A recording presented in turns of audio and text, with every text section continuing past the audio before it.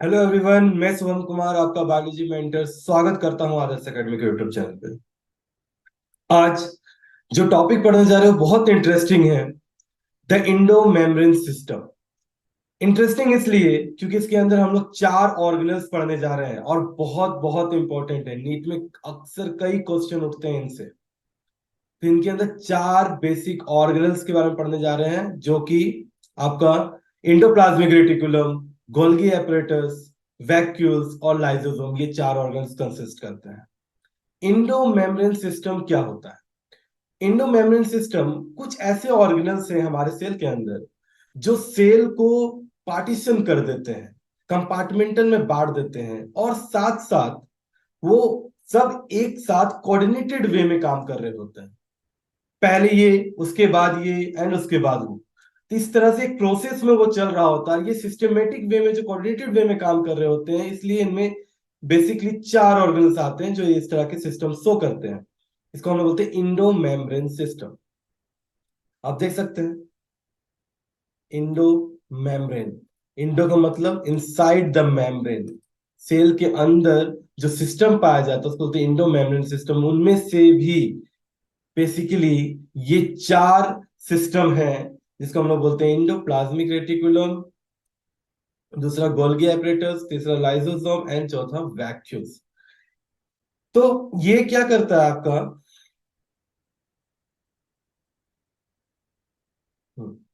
Perform a metabolic function in cell. Perform a metabolic function in traffic, protein traffic को check करता है, साथ साथ मेटाबॉलिक फंक्शंस को चेक करता है। मेटाबॉलिक फंक्शन मतलब कैटाबॉलिक प्लस एनाबॉलिक। ये दोनों प्रोसेस को, पूरा रासायनिक क्रिया जो हमारे सेल के अंदर चल रहा है, केमिकल प्रोसेस चल रहा है, उनको भी चेक करता है। ये चारों ऑर्गन्स बहुत बहुत बहुत इंपॉर्टेंट है। तो अब ध्यान से लीजिएगा, और इससे कई क्वेश्चन उठते हैं। देखिए, Indo membrane system, endoplasmic reticulum आप देख रहे होंगे।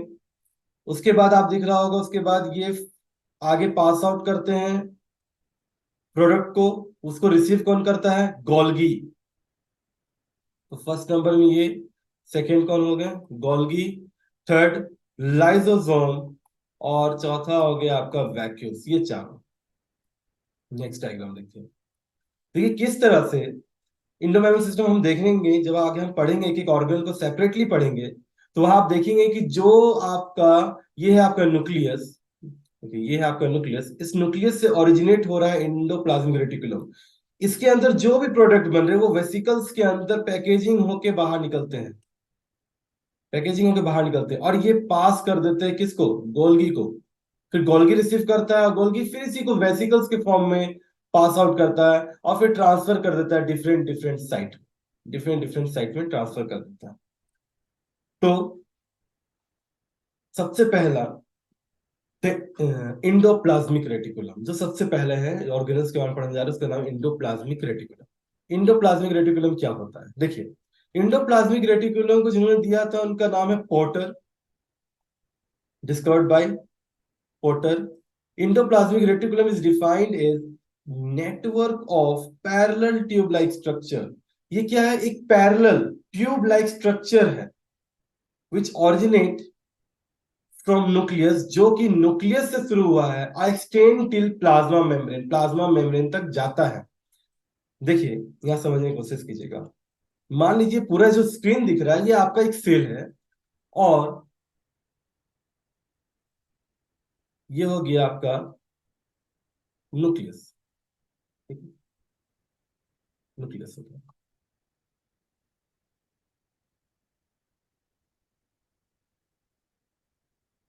इसी, ये ओरिजिनेट कहां से हो रहा है? It originate from nucleus. Nucleus मतलब न्यूक्लियर मेम्ब्रेन से ओरिजिनेट हो रहा है, और ये न्यूक्लियर मेम्ब्रेन से ओरिजिनेट होके, देखिए,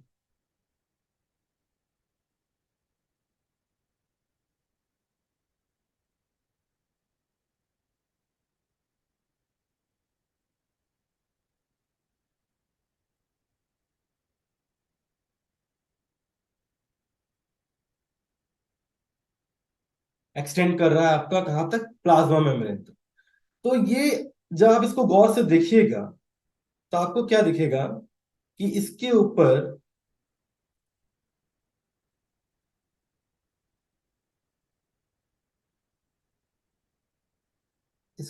कुछ साइट पाए जाते हैं। डीप कलर ले देता है, थोड़ा विजिबल होना चाहिए अच्छे से। इसके ऊपर कुछ ऐसे ऐसे साइट पाए जाते हैं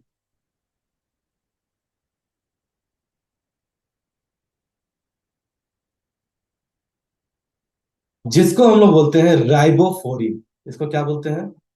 राइबोफोरिन 1 और 2। राइबोफोरिन 1 और 2। दूसरा स्ट्रक्चर है ये, इसे हम लोग कहते हैं सिस्टर्नी। सिस्टर्नी, इसे कहते हैं ट्यूब्यूल्स। Tubules, tubule. अब देखिए, जब इंडोप्लाज्मिक रेटिकुलम को हम देखेंगे देखेंगे आगे जाके, देखिए ये पहला क्या काम कर रहा है, provide support to the cell. It provide it provide support to the cell. Cell को सपोर्ट देने का भी काम करता है।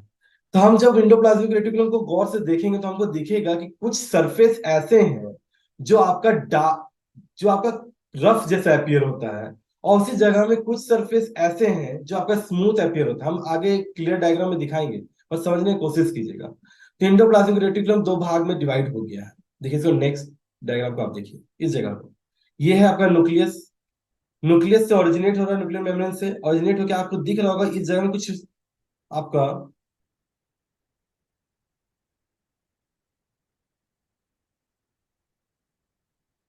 ये डॉट डॉट स्पॉट्स आपको दिख रहे होंगे। स्पॉट जैसा कुछ दिख रहा होगा। ये इतना से इतना तक में आपको स्पॉट दिख रहा है, और यहां तक में ऐसा कुछ नहीं। ये पूरे के पूरे आपका क्या है, इंडोप्लाज्मिक रेटिकुलम। ये पूरा क्या है, इंडोप्लाज्मिक रेटिकुलम। Endoplasmic reticulum. और इंडोप्लाज्मिक रेटिकुलम का कुछ सरफेस ऐसा है जिसमें आपको रफ के जैसे अपियर होता है, और कुछ सरफेस ऐसे हैं जो स्मूथ अपियर होते हैं। ये किस वजह से? ये राइबोसोम के प्रेजेंस होने की वजह से। हम आप डिफाइन करेंगे आपको, वो डायग्राम में हम बताएंगे। तो ये कैसा है, रफ इंडोप्लाज्मिक रेटिकुलम RER। और ये जो स्मूथ जैसा दिख रहा है इसको हम बोलते हैं स्मूथ इंडोप्लाज्मिक रेटिकुलम SER। अब प्रीवियस पेज पे चलते हैं, देखिए। तो यहाँ वही बताने की कोशिश कर रहे हैं कि इसका ये जो रफ जैसा दिख रहा है, इतना सा जो सरफेस है, ये आपका RER है। और इसके बाद जो भी दिखते हैं ये आपका स्मूथ इंडोप्लाज्मिक रेटिकुलम होता है। मतलब ये कि इसके अंदर एक, हम पढ़े होंगे न्यूक्लियोलस, हम पढ़ाए हैं जब प्रीवियस लेक्चर में, न्यूक्लियोलस राइबोसोम का फॉर्मेशन कर रहा है। तो राइबोसोम क्या हो रहा है, बन बन के बाहर निकल रहा है, ये न्यूक्लियर पोर से बाहर आ रहा है। और ये राइबोफोरिन क्या है, एक अटैचमेंट साइट प्रोवाइड करता है राइबोसोम के लार्ज सब यूनिट के लिए। हम लोग पढ़े हैं राइबोसोम दो सब यूनिट से मिलकर बने होते हैं, एक लार्ज सब यूनिट, एक स्मॉल सब यूनिट से। तो ये जो लार्ज सब यूनिट है, इस लार्ज सब यूनिट को यहाँ अटैचमेंट के लिए प्रोवाइड करता है। ये सब जाके यहाँ पे चिपक जाता है। अब वो भी सब आता है। अब देखिए बारिश पड़ रहा है सामने से, आप छाता ऐसे लेके हैं, तो छाता के ऊपर पूरा पानी का वाटर ड्रॉपलेट्स आ जाता है। ये पूरा समझ लीजिए एक तरह से राइबोसोम। तो आगे के कुछ भाग हैं जिसपे आपके राइबोसोम चिपक जाते हैं, और पीछे के भाग आपके क्या होते हैं, स्मूथ के जैसे आपके रहते हैं, उसमें कोई राइबोसोम चिपका हुआ नहीं रहता। इस वजह से वो स्मूथ दिखता है। तो इतना सा जहां जहां तक आपका राइबोसोम चिपका हुआ है, वैसे भाग को रफ एंडोप्लाज्मिक रेटिकुलम बोलते हैं, और उसके बाद वाले smooth endoplasmic reticulum. Rough endoplasmic और स्मूथ एंडोप्लाज्मिक रेटिकुलम में अंतर क्या है, वो डिफरेंस देखते हैं। देखिए rough endoplasmic reticulum, rough endoplasmic reticulum में राइबोसोम पाया जाता है, और स्मूथ एंडोप्लाज्मिक रेटिकुलम में कोई राइबोसोम नहीं पाया जाता है। बोर्ड में डिफरेंस लिखने आ सकते हैं, और डिफरेंस से नीट में भी क्वेश्चन आते हैं कि स्मूथ, खासकर फंक्शन से, कि रफ एंडोप्लाज्मिक रेटिकुलम का फंक्शन क्या है और स्मूथ एंडोप्लाज्मिक रेटिकुलम का फंक्शन क्या है। Help in the synthesis of protein, protein synthesis में हेल्प करता है। Help in the synthesis of glycogen और लिपिड्स, मेनली लिपिड सिंथेसिस में हेल्प करते हैं। मेनली फॉर्म सिस्टरने, ये सिस्टरने का फॉर्मेशन करता है। Mainly it form vesicles and tubules. Tubules यानी कि सेम स्ट्रक्चर जो आपका रफ एंडोप्लाज्मिक रेटिकुलम सिस्टरने है, यही स्ट्रक्चर जिसमें आपका राइबोफोरिन या कोई अटैचमेंट साइट नहीं प्रेजेंट हो राइबोसोम का, उसी स्ट्रक्चर को स्मूथ एंडोप्लाज्मिक रेटिकुलम में ट्यूब्यूल्स कहते हैं। कंफ्यूजन होता है क्योंकि ये माइटोकॉन्ड्रिया में भी एक बार टर्म्स आएगा, वहां क्रिस्टे के टर्म से आएगा, सिस्टर्ने और क्रिस्टे, थोड़ा कंफ्यूजिंग है, वहां पे हम डिटेलिंग करेंगे कि क्रिस्टे किसने कब बोलते हैं, कौन सा स्ट्रक्चर। फिर आता R E R is internal. R E R is internal का मतलब क्या? इंटरनल का मतलब हुआ कि न्यूक्लियस से स्टार्ट हुआ, अंदर की तरफ है, और S E R is peripheral, ये बाहर की तरफ होते हैं। मतलब आर ई आर जहां से खत्म होते हैं वहां से ये शुरू होते हैं। फिर आता है डिटॉक्सिफिकेशन में इसका कोई रोल नहीं, ये डिटॉक्सिफिकेशन करते नहीं है, और ये डिटॉक्सिफिकेशन करते हैं, इसके पास कुछ एंजाइम होते हैं जो डिटॉक्सिफिकेशन करने में हेल्प करते हैं। देखिए, हेल्प इन डिटॉक्सिफिकेशन, और ये जो एंजाइम का नाम है साइटोक्रोम, साइटोक्रोम 450 एक एंजाइम है जो आपका डिटॉक्सिफिकेशन में हेल्प करता है। इसी वजह से स्मूथ एंडोप्लाज्मिक रेटिकुलम का परसेंटेज आपका वैसे ऑर्गन्स के पास ज्यादा होते हैं जहां पे आपका डिटॉक्सिफिकेशन का काम चल रहा होता है, कोई भी टॉक्सिक सब्सटेंस को न्यूट्रलाइज करने का, साफ करने का, नीट एंड क्लीन करने का। तो वैसे कौन से organ, like spleen, lungs, liver, इन सब जगह में आपका रफ एंडोप्लाज्मिक रेटिकुलम के कंपैरिजन में स्मूथ एंडोप्लाज्मिक रेटिकुलम का परसेंटेज ज्यादा होता है। नेक्स्ट पॉइंट वही रिपीटेड पॉइंट है, develop from nuclear envelope, nuclear envelope से शुरुआत होते हैं, और ये डेवलप फ्रॉम आरईआर, जहां से आरईआर खत्म हुआ ये वहां से शुरुआत होंगे स्मूथ एंडोप्लाज्मिक रेटिकुलम। फिर बेसिकली यही था आपका रफ एंडोप्लाज्मिक रेटिकुलम और स्मूथ एंडोप्लाज्मिक रेटिकुलम। एक पॉइंट और इंपॉर्टेंट है कि आपका ये जो ग्लाइको एक टर्म्स है, ग्लाइकोसाइलेशन, और एक टर्म है ग्लाइकोसाइडेशन।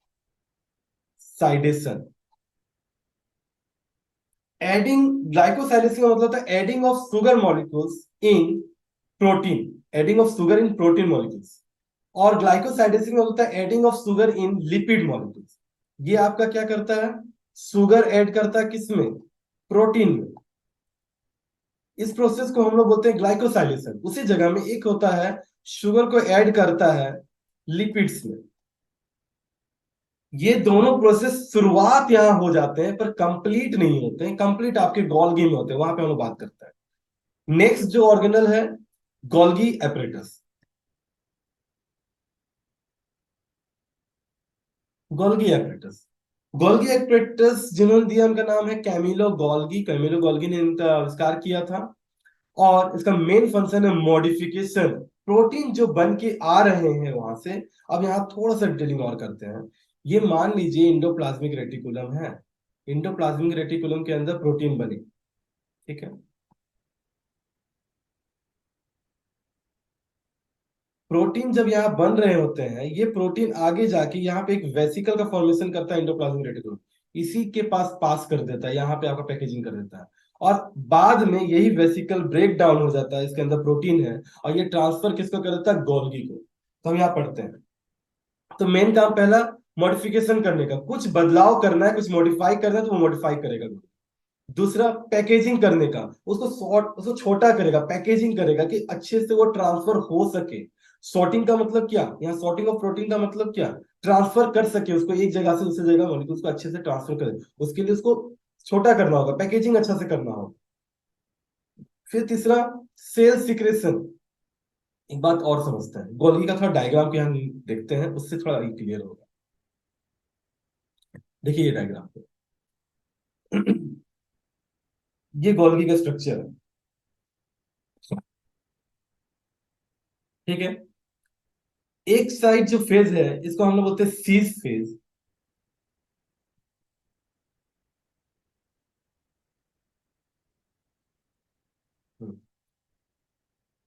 ये जो सीज फेज दिख रहा है आपको, सीज फेज, जो भी आपका वेसिकल बन के प्रोटीन से आ रहा है, उधर आपका इंडोप्लाज्मिक रेटिकुलम से आ रहा है प्रोटीन लेके या जो भी लेके, वो आपका ट्रांसफर करेगा लिपिड्स को लेके, वो ट्रांसफर करता है आपका वो साइड पे जो साइड सीज फेज है, सीज फेज की तरफ से। एक इस फेज की तरफ से वो इंटर करता है, ये एक्सेप्ट करता है गोल्गी, और ये ट्रांसफर करता है आगे की तरफ, और आगे करके इसका इस फेज को हम लोग बोलते हैं ट्रांस फेज, जहां पे फिर वेसिकल का फॉर्मेशन होता है, और ये वेसिकल फिर आपका ट्रांसपोर्ट कर देता है डिफरेंट डिफरेंट जंक्शन को जगह पे। थोड़ा सा इसको डिटेलिंग में समझते हैं।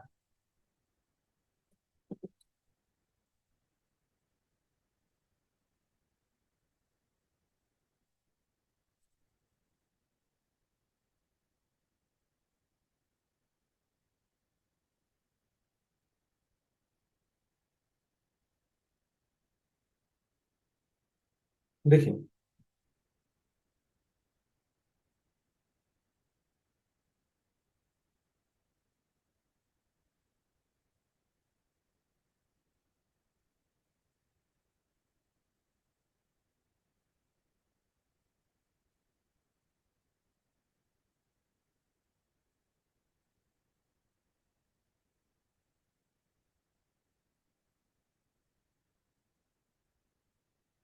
ये गोल्गी है। गोल्गी का ये एक साइड है, इस साइड को हम लोग बोलते हैं सीज, फॉर्मिंग, प्रॉक्सिमल इंड, और साथ साथ कॉनकेव इंड भी कहते हैं इसको। कॉन सॉरी कॉन्वेक्स इंड भी कहते हैं। कॉन्वेक्स इंड भी कहते हैं। कॉन्वेक्स के जैसा रहता है इसका शेप। और एक साइड को ट्रांस कहते हैं, मैच्योरिंग इंड, मैच्योरिंग भी कहते हैं, और डिस्टल इंड भी कहते हैं। ये तीन साइड है। तो जो भी आपका वेसिकल बन के आ रहा है ईआर से, रफ एंडोप्लाज्मिक रेटिकुलम से या स्मूथ एंडोप्लाज्मिक रेटिकुलम से, ये एक्सेप्ट कौन फिर कौन साइड करता है? सीस साइड करता है। और इधर से फिर आपका पास आउट होगा आगे की तरफ, पास आउट होगा, ये आगे ट्रांसफर होंगे, ट्रांसफर होंगे और फिर यहां से निकलेंगे। जब यहां से ये निकलने वाले होंगे तो आपको दिखेगा कि ये एक फिर वेसिकल का फॉर्मेशन करता है। इसके बेसिस पे भी इसका फंक्शन चेंज होते हैं, आप समझिएगा। वेसिकल्स क्या चीज कैरी कर रहा है? वेसिकल्स और वैक्यूल्स थोड़ा सा कंफ्यूजिंग रहता है, थोड़ा ध्यान दीजिएगा। वैक्यूल्स हम बताए थे कि प्लांट सेल में सबसे ज्यादा सरफेस जो कवर करके रखता है वो वैक्यूल्स होते हैं। वेसिकल और वैक्यूल्स में ज्यादा अंतर नहीं है, वैक्यूल्स भी एक टाइप ऑफ वेसिकल्स ही है। ऐसा वेसिकल्स जो स्टोरेज मटेरियल को स्टोर करने का, कोई स्टोरेज मटेरियल है, कोई या वेस्ट मटेरियल को स्टोर करने का काम करता है, वैसे वेसिकल्स को हम लोग वैक्यूल्स का नाम देते हैं। और उसी जगह में ऐसे वैक्यूल्स जिसके अंदर बहुत सारे हाइड्रोलाइटिक एंजाइम्स पाए जाते हैं, ऐसे को हम लोग बोलते हैं लाइसोसोम। ये सभी वेसिकल्स ही हैं, और कुछ अदर फंक्शन जैसे सिक्रेशंस में हेल्प करते हैं, ये भी एक तरह का वेसिकल्स ही है। तो कहां से बन के निकल रहे हैं? सब गोल्गी से बन के निकल रहे हैं। तो आप देख रहे होंगे कुछ सिक्रेशंस में भी हेल्प करते हैं। कहाँ कहाँ? एक्रोसोम में। एक्रोसोम मतलब स्पर्म के ऊपर हेड वाले पोर्शन, इसको एक्रोसोम बोल रहे हैं। रूट के पे, ये रूट है, रूट के सबसे नीचे वाले पोर्शन जिसको हम लोग रूट कैप कहते हैं, रूट कैप, इस जगह में, जिस जगह में पेनिट्रेटिंग रहता है उस जगह पे आपका इसका सिक्रेशंस होता है। ये हेल्प करता है पेनिट्रेटिंग करने में, आगे बढ़ने में। फिर आपको इसको क्या बोलते हैं? Golgi is known as a traffic police of the plant cell. Obvious सा बात है, इसका फंक्शन से ही समझ में आ रहा है कि जो भी रफ इंडोप्लाज्मिक रेटिकुलम से बन के आ रहे हैं उसको चेक करता है, रोकता है, मॉडिफाई करता है, तब उसको आगे जाने देता है। तो एक तरह से ट्रैफिक पुलिस के जैसा रोल निभा रहा है। एक और पॉइंट है इंटरेस्टिंग, कि गोल्गी एपरेटस तो प्लांट एनिमल्स, ठीक है, सब में पाए जाते हैं, प्लांट एनिमल्स हम दोनों में। लेकिन थोड़ा सा कहीं कहीं एक टर्म्स यूज करते हैं, डिक्टियोजोम। डिक्टियोजोम का मतलब ये होता है कि किसी किसी, आप देखेंगे किसी किसी गोल्गी में ये वाले ब्रिज नहीं पाए जाते हैं, ये पास आउट वाले ब्रिज नहीं पाए जाते, इसकी जगह में ये डायरेक्ट ऐसे रहता है।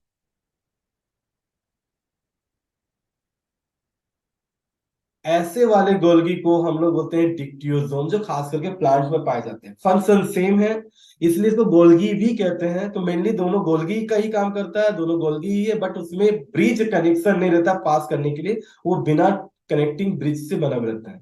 तो वैसे वाले गोल्गी को हम लोग डिक्टियोजोम के नाम से भी जानते हैं, तो कंफ्यूजन नहीं होना है, डिक्टियोजोम मतलब गोल्गी।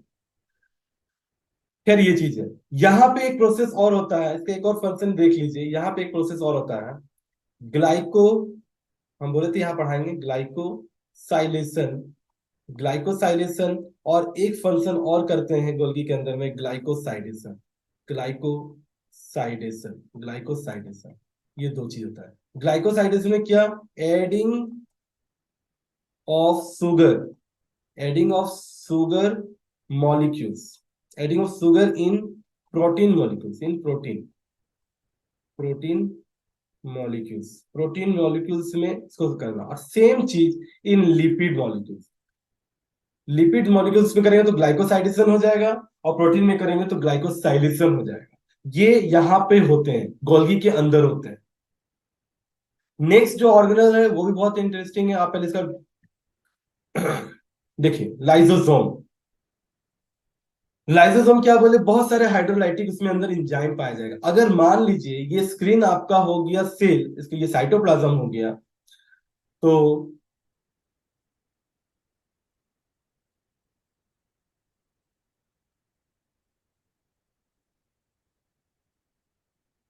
कलर चेंज करते हैं। तो ये साइटोप्लाज्म का जो पीएच होगा 7.2 होगा, उसी जगह में हाइड्रोलाइटिक एंजाइम्स के ये लाइसोसोम्स के अंदर में जो पीएच होंगे वो 5.2 होंगे। थोड़ा आपका एसिडिक नेचर के होंगे, एसिडिक नेचर के होंगे। इसके अंदर बहुत सारे हाइड्रोलाइटिक एंजाइम पाए जाते हैं, जैसे न्यूक्लियस, प्रोटीएज। ये क्या करता है, ब्रेक डाउन करने का काम करता है। लाइसोसोम्स के बारे में हम लोग क्या पढ़े, ये एक राउंड शेप का स्ट्रक्चर ऑर्गेनल है, मेम्ब्रेन ऑर्गेनल है। और इनके अंदर बहुत सारे ऐसे एंजाइम्स पाए जाते हैं जो ब्रेक डाउन में हेल्प करते हैं, जैसे प्रोटीन को ब्रेक डाउन करना, न्यूक्लिक एसिड को ब्रेक डाउन करना। ऐसे बहुत सारे हैं, इसके अंदर बहुत सारे एंजाइम्स पाए जाते हैं जो इसको ब्रेक डाउन में मदद करते हैं। और इसी वजह से, इसकी इसी नेचर की वजह से कि किसी को तोड़ते हैं या साथ साथ ऐसे कुछ भी अनवांटेड ऑर्गेनल जिसका कोई यूज नहीं, वेस्टर्न मटेरियल है, उन सबको इनगल्फ करके खत्म कर देता है और साथ साथ खुद भी डिस्ट्रॉयड हो जाता है। इस वजह से इसका नाम पड़ा suicidal bag of the cell, lysosome को। फर्स्ट के बारे में देखते हैं, इसके स्ट्रक्चर में देखते हैं। देखिए, ये लाइसोसोम में किस तरह से, लाइसोसोम को बहुत प्रकार, 1 डिग्री, 2 डिग्री, 3 डिग्री। इसमें से सबसे इंपॉर्टेंट एक ऑटोफेगिक टाइप लाइसोसोम होते हैं, जो बहुत इंपॉर्टेंट है। ऑटोफेगिक टाइप लाइसोसोम का मतलब क्या, मान लीजिए कोई मटेरियल है, ये कोई मटेरियल है और ये लाइसोसोम है। लाइसोसोम धीरे धीरे आप देख रहे होंगे वो इनगल्फ करने की कोशिश कर रहा है, अजगर के जैसा। कुछ ऑर्गेनिज कुछ आए, उसको धीरे धीरे धीरे धीरे निगल जाता है। और जब कंप्लीटली अंदर करे तो उसके अंदर बहुत सारे हाइड्रोलाइटिक एंजाइम का सिक्रेशन करता है, उसको ब्रेक डाउन करता है। उसकी किस तरह के मटेरियल उस पर डिपेंड करता है कि किस तरह का एंजाइम वो सिक्रेट करेगा, और वो करके वो क्या करता है, उसको कंप्लीटली ब्रेक डाउन कर देता है। आप देख सकते हैं इस डायग्राम में कि किस तरह से ये ब्रेक डाउन कर रहा है। हमने पहले देखिए इनगल्फ करने की कोशिश किया, कंप्लीट इनगल्फ हो गया, उसके बाद देखिए पूरा ब्रेक डाउन कर दिया इसको। इसलिए इसका नाम पड़ा suicidal break of the cell. खुद तो जाएंगे, साथ साथ दूसरे को भी लेते जाएंगे। ये तो बड़ा इंटरेस्टिंग बात है।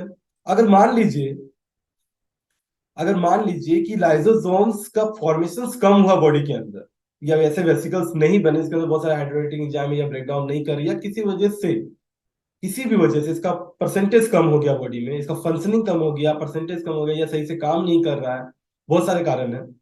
तो कुछ कुछ डिजीज देखे जाते हैं, उनमें उनमें से कुछ इंपॉर्टेंट डिजीज सब है। जैसे देयर 40 डिफरेंट डिजीज देखे जा रहे हैं। इनमें से कुछ डिजीज का हमने नाम लिखा है। फैब्री डिजीज सबसे पहला, ठीक है। फैब्री डिजीज क्या करता है, किडनी को इफेक्ट करता है, हार्ट को इफेक्ट करता है, स्किन में रेसेस सब ले आते हैं। ये सब डिफेक्ट देखने को मिलता है।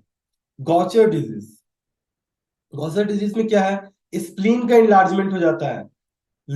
लीवर के पीछे एक ऑर्गेनल्स है, स्प्लीन, स्प्लीन के साइज का इंलार्जमेंट हो जाता है। एनीमिया होते हैं, सॉरी, बोन लेशंस हो जाते हैं अगर उसको सही से ट्रीट नहीं करेंगे तो। फिर एक है Hurler syndrome, cause deformative of the skeleton, facial features. ये जो स्केलेटन है इसका डिफॉर्मेटिव हो जाता है, इसके बोन के शेप में बदलाव आ जाते हैं। enlargement of the spleen, liver, joint stiffness, cornea, mental retardedness and deafness, retardedness। Mind सही से काम नहीं करता है, कोऑर्डिनेट नहीं कर पाता है सही से, डिफनेस हो जाता है। और इसी तरह से और भी कुछ डिजीज जैसे नाइमेन है, पॉप डिजीज है, गॉट है, ये सब भी देखने को मिलता है। पॉलीनेफ्राइटिस है, आर्थराइटिस है, ये सब भी दिक्कत आ जाते हैं लाइसोसोम की कमी के होने से या मेल फंक्शनिंग होने से।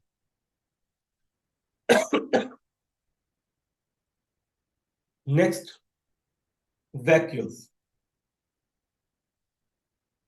वैक्यूल्स प्लांट सेल के 90% जगह को कवर करके रखा है।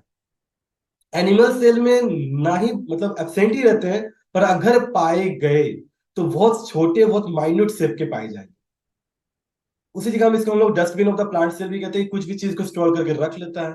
सिंगल मेम्ब्रेन स्ट्रक्चर होता है, इसका जो मेम्ब्रेन होता है उसको हम लोग टोनोप्लास्ट के नाम से जानते हैं। इसके जो मेम्ब्रेन, उसको हम लोग टोनोप्लास्ट कहते हैं। Membrane of the vacuoles are selective permeable. ये जो मेम्ब्रेन है वो सेलेक्टिव परमेबल का होता है, साथ साथ एक्टिव ट्रांसपोर्ट करता है।